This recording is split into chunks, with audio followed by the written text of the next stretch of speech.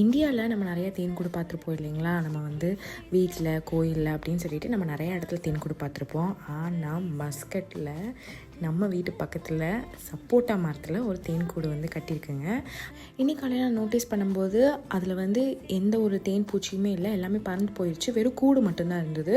அப்போ நாங்கள் என்ன பண்ணோம், அதை போய் பார்த்துட்டு ஒரு குழிக்கரண்டி எடுத்து அதில் தேன் இருக்கா அப்படின்னு சொல்லி சும்மா வந்து டெஸ்ட் பண்ணி பார்த்தா கொஞ்சோண்டு இருந்ததுங்க.